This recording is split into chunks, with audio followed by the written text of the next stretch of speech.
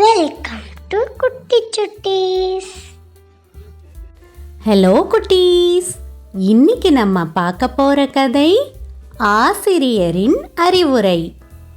பள்ளிக்கூடத்துல பாபுவும் சேகரும் 5ஆம் வகுப்பு படிச்சிட்டு இருந்தாங்க. 2 பேருடைய வீடும் பக்கத்துல தான். அதனால வகுப்பறையிலையும் 2 பேரும் பக்கத்துல உட்கார்ந்துருப்பாங்க. இவங்களுடைய வகுப்பாசிரியை மல்லிகா டீச்சர். வகுப்பறையில பசங்க எவ்வளவு தவறு செஞ்சாலும் சேட்டை செஞ்சாலும் பொறுமையா சொல்லி புரிய வைப்பாங்க. கோபப்படவே மாட்டாங்க. இதனால எல்லா பிள்ளைகளுக்கும் மல்லிகா டீச்சரை ரொம்பவே பிடிக்கும். ஒரு நாள் மல்லிகா டீச்சர் பாடம் நடத்திட்டு இருக்கும்போது வகுப்பறையில பாபுவும் சேகரும் சண்டை போட்டுட்டு இருந்தாங்க. மல்லிகா டீச்சர் பாபுவும் சேகரும் சண்டை போட்டதுக்கான காரணத்தை கேட்டாங்க. பாபு, சேகர், உங்க 2 பேருக்குள்ள என்ன பிரச்சனை? நான் பாடம் நடத்துறத கூட கவனிக்காம 2 பேரும் என்ன சண்டை போட்டுட்டு இருக்கிறீங்க? டீச்சர், நேத்து எங்க அப்பா நான் நல்லா படிக்கிறேன், பரீட்சையில நல்ல மார்க் எடுத்திருக்கிறேன்னு சொல்லி எனக்கு ஒரு புது பென்சில் வாங்கி கொடுத்தாரு. அதை இன்னைக்கு நான் ஸ்கூலுக்கு கொண்டு வந்தேன். அந்த பென்சிலை சேகர் எனக்கு தெரியாம எடுத்து வச்சுக்கிட்டு அவங்க அப்பா வாங்கி தந்ததா பொய் சொல்றான் டீச்சர். இல்ல டீச்சர், அவன் தான் பொய் சொல்றான். என்னோட பென்சில் கரைஞ்சு போச்சு. வேற பென்சில் வேணும்னு எங்க அப்பா கிட்ட கேக்கும் போது அவர் தான் நேத்து எனக்கு புது பென்சில் வாங்கி கொடுத்தாரு. அததான் என்னோட பையில வச்சிருந்தேன். இவன் அத பார்த்துட்டு அது அவனோட பென்சில்னு என் கூட சண்டை போடுறான் டீச்சர். 2 பேரும் ஒரே மாதிரி சொல்றீங்க. யார் சொல்றத நான் நம்புறது? சரி, ஒன்னு பண்ணலாமா? அந்த பென்சில் என்கிட்டயே இருக்கட்டும். நாளைக்கு நீங்க 2 பேருமே உங்க அப்பாங்களை பள்ளிக்கூடத்துக்கு வர சொல்லுங்க. இது யார் வாங்கி கொடுத்த பென்சில்னு நானே அவங்க கிட்ட கேட்டு தெரிஞ்சுக்கிறேன்.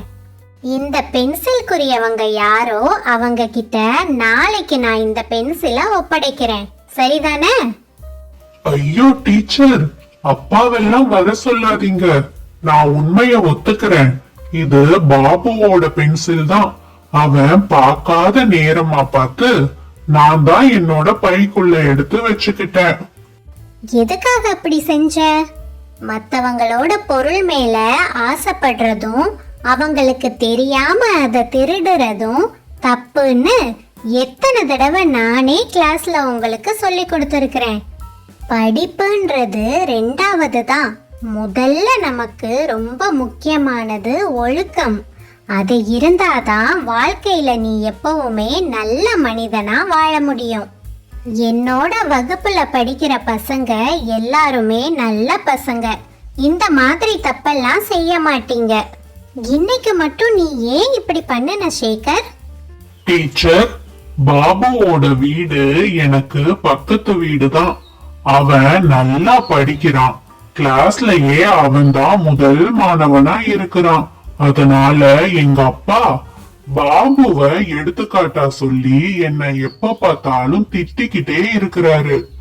அதனாலதான் அவனோட பென்சில நான் எடுத்து வச்சுக்கிட்டேன். பென்சில் இல்லாம வீட்டுக்கு போனா அவனோட அம்மாவும் அப்பாவும் பென்சில தொலைச்சதுக்காக அவனை அடிப்பாங்கன்னு நினைச்சேன். அதனாலதான் நான் இப்படி செஞ்சேன் டீச்சர். ஒருத்தர் கூட நாம பழகும் போது அவங்க கிட்ட இருக்கிற நல்ல செயல்களையும் குணங்களையும் மட்டும்தான் நாம கத்துக்கணும். பாபுவை பத்தி உங்க அப்பா உன்கிட்ட சொன்னாருன்னா நீ என்ன பண்ணிருக்கணும்? பாபுவை உன் நண்பனாக்கி உனக்கு தெரியாததையெல்லாம் அவன்கிட்ட கேட்டு நீ நல்லா படிச்சிருக்கணும். அதை விட்டுட்டு அவனை பார்த்து பொறாமப்பட்டு அவனை சிக்கல்ல மாட்ட வைக்கணும்னு நினைக்கலாமா? இது எவ்வளவு பெரிய தவறு. படிப்பு விஷயத்துல போட்டி இருக்கலாம், பொறாமை இருக்க கூடாது. அது நல்லதில்ல. புரிஞ்சதா? பென்சில பாபு கிட்ட கொடுத்துட்டு நீ செஞ்ச தவறுக்காக மன்னிப்பு கேளு. பாபுவை உன்னோட நண்பனாக்கிக்கோ.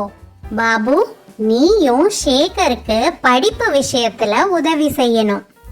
நாம படிச்சத நமக்குள்ளேயே வச்சுக்காம மத்தவங்களுக்கு சொல்லி கொடுக்கும் போதுதான் அது நம்மளோட மனசுல ஆழமா பதியும். 2 பேருக்கும் புரிஞ்சதா?